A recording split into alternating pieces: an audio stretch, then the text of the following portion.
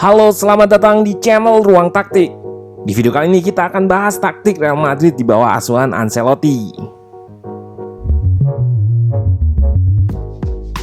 Sampai video ini dibuat, Real Madrid belum terkalahkan baik di La Liga maupun UCL.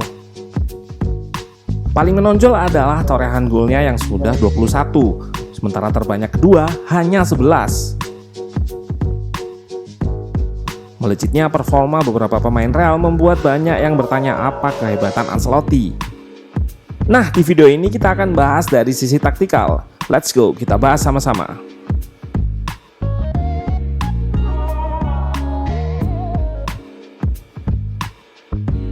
Ancelotti di match versus Valencia menggunakan 4-4-2 atau 4-4-1-1 dengan Hazard dan Benzema sebagai ujung tombak. Formasi ini akan sering kita lihat ketika bertahan atau nggak sedang menguasai bola. Sementara pakem lain adalah 4-3-3 seperti di laga versus Inter. Sebetulnya Ancelotti bisa menggunakan dua formasi ini dalam satu laga alias formasi yang hybrid.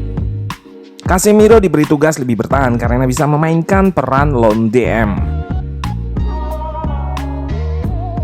Lalu Valverde yang jadi pemain versatile atau punya kemampuan memainkan banyak peran bisa bergerak ke tengah, alih-alih ke sayap seperti winger. Ini membuat formasi 4-4-2 tadi akan lebih nampak 4-3-3 dengan lini depan yang berotasi dan cair. Dua formasi ini lebih digunakan ketika bertahan atau nggak menguasai bola. Selain itu digunakan ketika transisi dari bertahan ke menyerang, seperti di klip ini Valverde yang turun ke tengah.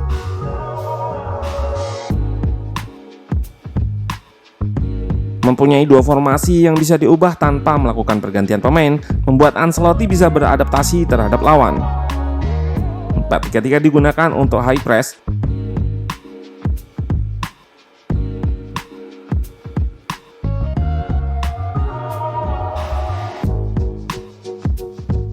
atau menutup progresi dari tengah.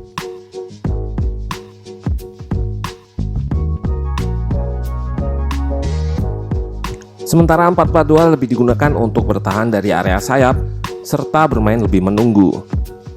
Nah, ada mekanisme yang terorganisir saat bertahan menunggu lawan.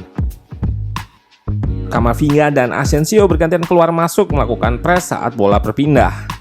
Dilakukan untuk melakukan tekanan sekaligus menjaga shape agar tetap rapat.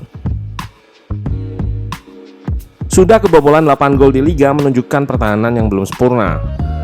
Namun sistem bertahan ini yang juga sedang diperbaiki Ancelotti.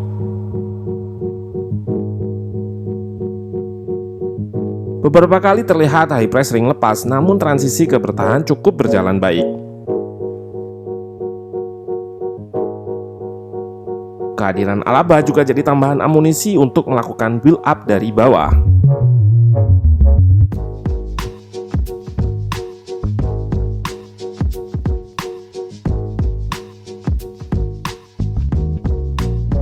Shape menyerang Real lebih cair dan variatif di bawah asuhan Ancelotti. Memang terlihat lebih banyak 3-2-5 dengan Modric dan Casemiro sebagai motor di tengah. Di posisi sayap akan diisi fullback yang overlap.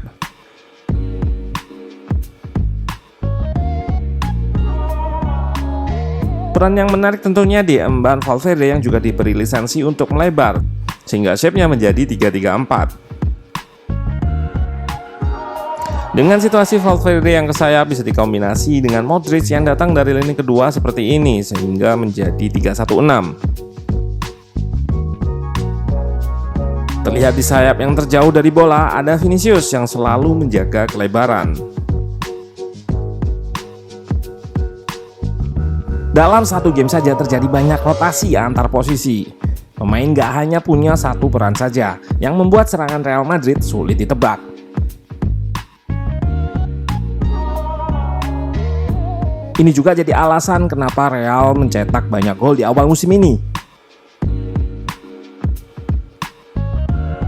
Kita akan ambil contoh gol Asensio lawan Mallorca yang memanfaatkan shape menyerang dengan 5 pemain serta kemampuan ball playing Alaba. Kita lihat 5 pemain sudah ambil posisi di depan untuk menyerang. Valverde dan Jovic nampak lebih turun dibanding Vini dan Vasquez di sayap. Pengambilan posisi menyerang seperti ini yang membuat Real mencetak banyak gol di laga ini. Dengan kecepatannya, Vini dan Vasquez akan ekspos ruang di belakang back. Ditambah umpan akurat Alaba, situasi ini diubah jadi gol.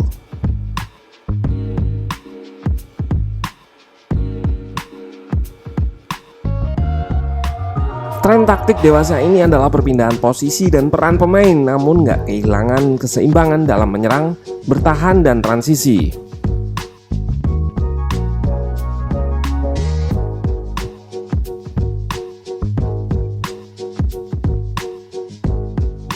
Salah satu pemain yang berperan banyak untuk 3 fase tersebut adalah Valverde. Lihat bagaimana dia menghentikan transisi atau serangan balik dan di kesempatan lain memberikan umpan kunci untuk gol lawan Inter.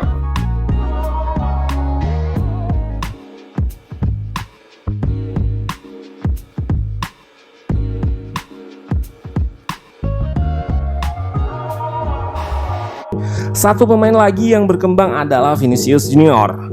Di tangan Ancelotti, pemain berusia 21 tahun ini sudah mencetak 5 gol dan 2 assist hanya dalam 4 penampilan di Liga. Sementara musim lalu, total 3 gol yang dibukukannya di Liga. Kuncinya adalah instruksi Ancelotti yang cukup simpel. Katanya, untuk cetak gol, kurangi sentuhan dengan bola. Sulit atau jarang sekali gol tercipta dengan 5 atau 6 sentuhan. Cukup 2-3 sentuhan untuk cetak gol dan perbanyak positioning di dalam kotak penalti. Tentunya nggak cuma pemain yang disebut itu aja. Ada Benzema yang jadi top skor sementara dengan 8 gol. Pemain nomor 9 ini nggak cuma klinis di depan gawang, namun kemampuannya menghubungkan bola atau link play sangat membantu tim.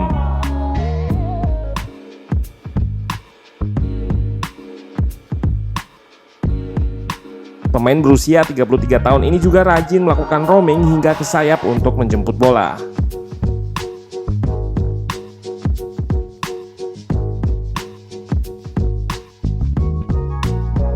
Nah, kita nggak akan menemukan pakem khusus pada Ancelotti, paling nggak di awal musim ini. Taktiknya bisa saja berubah seperti di laga lawan Mallorca, di mana shape menyerangnya lebih banyak 4-1-1-4 atau 4-2-4. Hal ini dilakukan untuk menghindari lini tengah Mallorca dan menyerang dari sayap.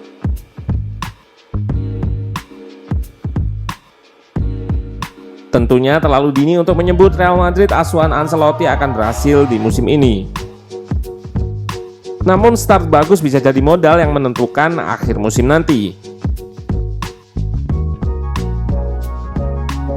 Pendekatan taktiknya yang lebih memaksimalkan talenta yang ada akan membantu banyak pemain berkembang.